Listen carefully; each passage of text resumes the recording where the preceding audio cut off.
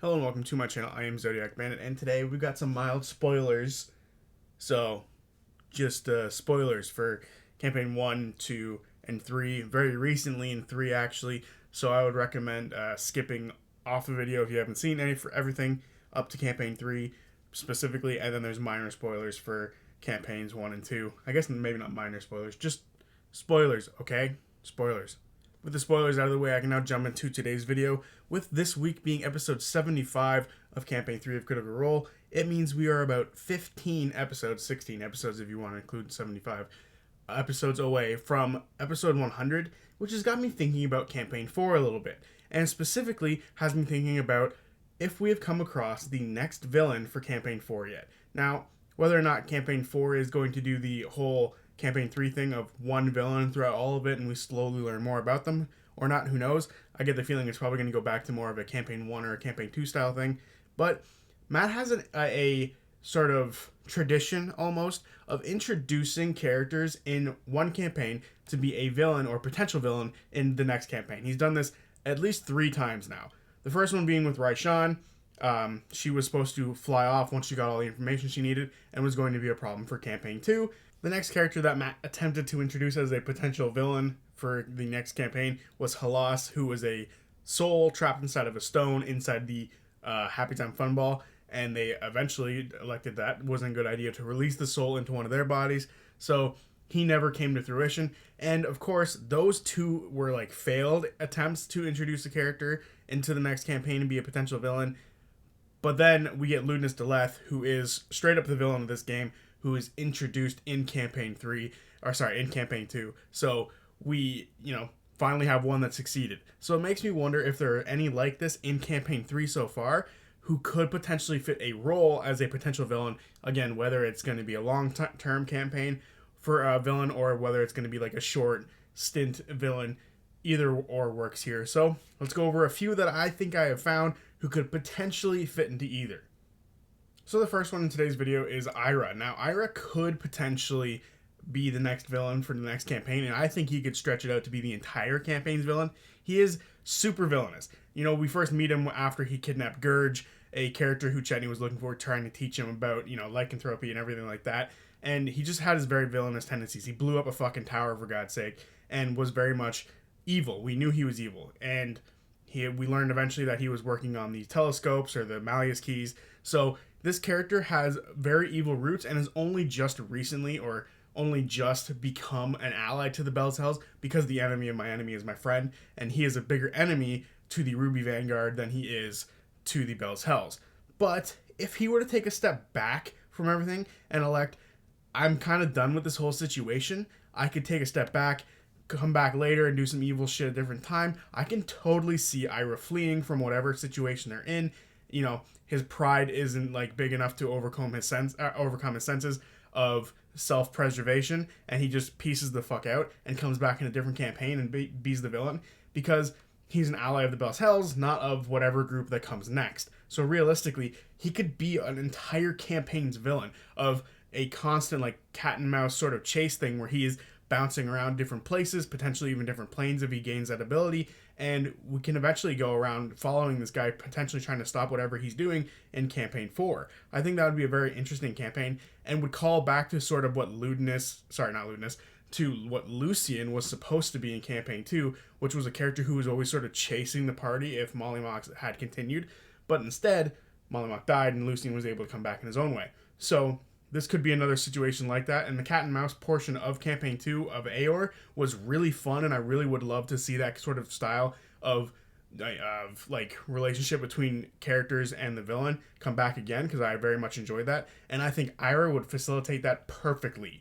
So in my opinion, I think Ira should be a villain again, not necessarily some weird half ally. And the next group of people that I think would be compelling villains for the next campaign, campaign 4, would be the Uncy Court. Now, a whole game set in the Fey realm is a decent idea in my opinion, but these characters have also sort of been wrapped up in campaign 3 a little bit, but we haven't seen them since the attack on the Malleus Key, and I would very much like to see these characters be much more of a physical presence in a different campaign. So if you were to do campaign 4 and this Uncy Court would be the villains, I could see you set it the entire campaign in the Fey realm, which would be really cool and very unique for the campaign. But I could also see these characters being connected to the Ira campaign. Maybe instead of him going after the Ruby Vanguard, he's saying, fuck it, I'm going to go after the Uncy Court and deal with them in however way that he can, because he's a vengeful son of a bitch and he wants to get his, revenge against people. He wants to make them feel bad for what they did to him, for booting him out of the ideas and everything like that.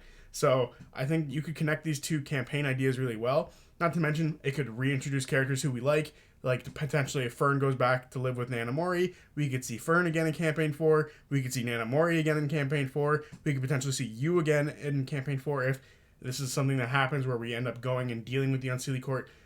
With their connection to the Ruby Vanguard, it makes me believe that they are sort of ready to do some big move. Whatever that move is, whether it be move the entire Seelie Court to a different plane, who knows? Whether it be to gain strength and gain power and sort of take over the Fey Realm, who knows? I think there's a lot of interesting ways that you could make the Unseelie Court a really cool, long-term Campaign 4 villain. And the last potential group or character, realistically, who could fit this bill of character introduced to be a villain is Captain Novos. And what's really interesting about this character is we grew to like Captain Novos in his 2-episode stint that we saw him on, as he gave the party passage very recently, might I add you, on the Crimson Abyss. Now, the whole thing about him collecting all of his trinkets or all the pieces that belonged to him before he died, and that would sort of give him that's peace, that's when everything gets to end.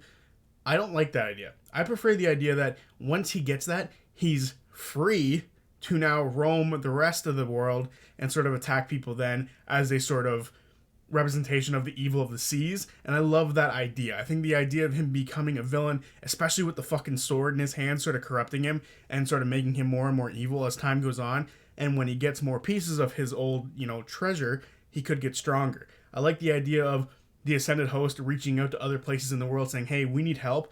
This thing is a fucking problem.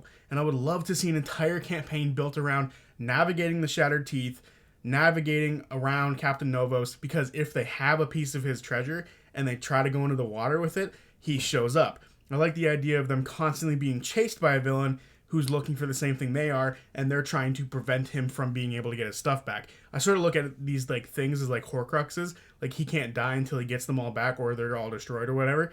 So I think the idea of him going after things and the team or the party going after the same things would be really, really, really cool. Again, it calls back to Lucian and Aor with them trying to get to the large stones to help them teleport the big city back.